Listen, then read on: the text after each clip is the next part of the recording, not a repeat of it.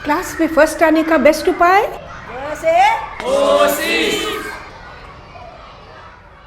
Hello friends, हमारे जो science के वीडियोस बने हैं उस कड़ी में एक नया वीडियो हमारे आसपास के पदार्थ। इसके बारे में सदियों से लोग सोचते आ रहे हैं। कोई 2500 साल पहले भारत में विकासाचार्य ने कहा कि पदार्थ पंच तत्वों से बने हुए हैं, और लगभग उसी टाइम ग्रीस में, यूनान में डेकार्टिस नाम के साइंटिस्ट ने भी बिल्कुल यही बात कही। आप सोचो, भारत और ग्रीस का डिस्टेंस है 6000 किलोमीटर, और उन दिनों ना तो टेलीफोन था ना इंटरनेट, फिर भी दोनों ने एक ही तरह से सोचा। और ये पंचतत्व है आकाश, वायु, जल, पृथ्वी और अग्नि। पदार्थ का जब वर्गीकरण करते हैं हम उसको स्टडी करने के लिए, तो दो तरीके से होता है। एक है उसका भौतिक स्वरूप या फिजिकल क्वालिटीज़, और दूसरा है रासायनिक और केमिकल क्वालिटीज़। केमिकल के बारे में ये वाला वीडियो हमारा आप ज़रूर देख लेना। आज हम भौतिक स्वरूप की बात करेंगे।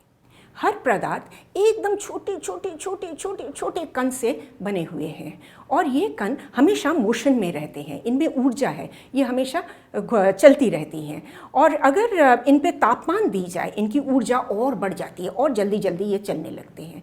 कणों के बीच में फासला होता है, और एक पदार्थ के कण दूसरे पदार्थ के कण में जब स्वतः घुल मिल जाते हैं, इसको हम विसरण कहते हैं या डिस्पर्शन कहते हैं। फॉर एग्ज़ाम्पल, आपने एक जग में पानी लिया, ये पानी तो पूरा का पूरा भरा दिख रहा है, पर इसमें अगर आप नींबू का रस निचोड़ते हो और घोल देते हो तो आप देखोगे कि नींबू का रस पानी में बिल्कुल घुल मिल गया। यानी कि पानी के कणों के बीच में जो फासला था, नींबू के रस उसके बीच में घुस गया, दोनों एक दूसरे में घुल मिल से गए।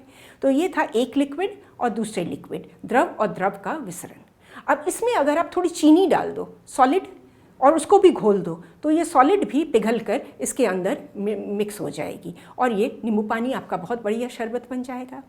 तो ये रहा सॉलिड का लिक्विड में डिस्पर्शन। और इसको अगर और भी चटपटा टाइप का आप बनाना चाहते हो, जैसे कोक पेप्सी की तरह, तो इसमें थोड़ी सी कार्बन डाइऑक्साइड गैस डाल दो, तो इसमें ये वो बुलबुला सा आने लगेगा। तो ये गैस हुआ जो द्रव में डिस्पर्शन हो गया। इसी तरह से हम देखते हैं कि पदार्थ तीन तरीके के अवस्था में रहते हैं। Number 1, solid. सॉलिड में एक डेफिनेट वॉल्यूम, एक स्थिर आयतन होता है, उसकी स्थिर बाउंड्रीज होती हैं, स्थिर सीमाएं होती हैं, और उसका एक स्थिर आकार भी होता है। ये काफ़ी स्ट्रॉन्ग होता है, दृढ़ होता है, इसको तोड़ने के लिए बाहर से बल लगाना पड़ता है। लिक्विड जो है, इसका आयतन तो स्थिर है, वॉल्यूम इज़ फिक्स्ड, बट इसका कोई शेप, पक्का शेप नहीं है। इसलिए आप पानी को जग में डालो, जग का शेप ले लेगा, ग्लास में डालो, ग्लास का शेप डालेगा, मटके में डालो, मटके का शेप ले लेगा। और तीसरा है गैस। इसके जो कण हैं ये बहुत दूर दूर से हैं, और बहुत जल्दी ये मूव करते हैं, और इसलिए इसका विसरण भी बहुत तेज़ी से होता है। गैस को रखने के लिए हम इसकी कंप्रेशन करते हैं। जैसे आपके घर में कुकिंग गैस सिलेंडर है, इसमें कंप्रेस्ड गैस भरा हुआ है। बलून में जब हम गैस भरते हैं तो कंप्रेस करके हम बलून में गैस डालते हैं। आपके साइकिल के टायर में जब वो गैस डलता है, वो हवा डलता है, तो वो कंप्रेस करके डाला जाता है। तो हमारा अगला सवाल है, क्या पदार्थ एक स्टेट से दूसरी स्टेट में जा सकता है? क्या can matter go from one state to another? And the answer is yes. अगर आप इसकी तापमान बढ़ा दो तो इसके कण ज़्यादा जल्दी चलने लगेंगे, या इसकी तापमान एकदम घटा दो तो इसके कण धीरे धीरे चलने लगेंगे और इसकी अवस्था चेंज हो जाएगी। सबसे सिंपल एग्जाम्पल है पानी का। पानी का तापमान घटा दो, बर्फ़ बन जाएगा सॉलिड, और पानी का तापमान बढ़ा दो तो वाष्प बन जाएगा, गैस। जब सॉलिड से लिक्विड बनता है, ठोस से द्रव बनता है, हम इसे कहते हैं गलना, संगलन या मेल्टिंग। और जब द्रव से ठोस बनता है, हम इसे कहते हैं फ्रीजिंग या जमना। जब ठोस से गैस बनता है, हम इसे कहते हैं सब्लिमेशन या ऊर्ध्वपातक। और जब गैस से ठोस बनता है, हम कहते हैं डिपोजिशन या निक्षेपण। और अगर लिक्विड से गैस बनता है, उसको हम कहेंगे वाष्पीकरण। और जब गैस से लिक्विड बनता है, उसको हम कहेंगे द्रवीकरण या संघनन।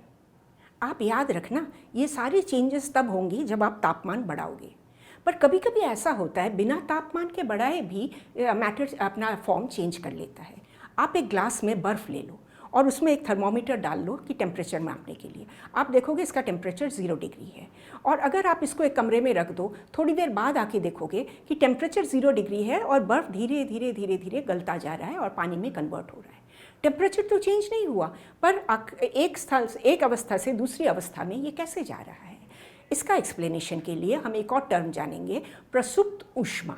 या लेटेंट हीट या सुप्त ऊष्मा, लेटेंट हीट ऑफ फ्यूजन या मेल्टिंग का प्रसुप्त ऊष्मा। बिना तापमान बदले जब पदार्थ अपनी अवस्था को बदलते हैं तो जो ऊष्मा को वो निर्गमित करते हैं या जो ऊष्मा को वो अवशोषित करते हैं वही है उसकी प्रसुप्त ऊष्मा या लेटेंट हीट। ये बर्फ़ जो है ये कमरे की जो आपकी हवा है, कमरे की टेम्परेचर है, उसमें से ये ऊर्जा लेकर ये अपनी आकार बदल रहा है। पर जब तक ये पूरा आकार नहीं बदलेगा इसका टेम्परेचर चेंज नहीं होगा। तो प्रसुप्त ऊष्मा का मेन पॉइंट क्या है? बिना तापमान चेंज किए इसका आकृति चेंज हो जाना, इसका अवस्था चेंज हो जाना। बिल्कुल इसी तरह जब आप पानी को हम उबालते हैं, आग पे रखते हैं और उबालते हैं, तब हम तापमान दे रहे हैं ना, तब यह वाष्पीकरण होता है। पर बिना तापमान बढ़ाए भी वाष्पीकरण होता है। अब बरसात के बाद आप देखते हो ना, सड़क पे पानी पड़ा रहता है और थोड़ी देर बाद आप देखोगे वो पानी सूख भी जाता है। टेम्परेचर तो वही का वही है, पर कैसे ये पानी सूख गया? क्योंकि ये आसपास के हवा से, आसपास के एटमॉस्फेयर से ये अपनी प्रसुप्त ऊष्मा खींच रही थी और प्रसुप्त ऊष्मा खींचकर धीरे धीरे इसका वाष्पीकरण हो गया। तो इसको हम कहते हैं लेटेंट हीट ऑफ इवापोरेशन या वाष्पीकरण का प्रसुप्त ऊष्मा। हमने देखा कि तापमान के परिवर्तन से पदार्थ अपनी अवस्था चेंज करती है। Matter changes its state due to change in temperature. लेकिन प्रेशर के चेंज से क्या होगा?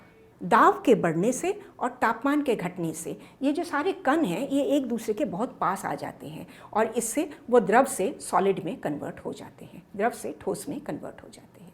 यही प्रिंसिपल है सॉलिड कार्बन डाइऑक्साइड या ड्राई आइस बनाने का। गैस पे जब खूब प्रेशर डाला जाता है तो वो सॉलिड कार्बन डाइऑक्साइड में कन्वर्ट हो जाए, ड्राई आइस में कन्वर्ट हो जाता है। ये ड्राई आइस आपको अगर रूम टेम्परेचर पे आप रख दो तो ये धीरे धीरे धुएं की तरह उठता रहता है अपनी प्रसुप्त ऊष्मा को खींचकर।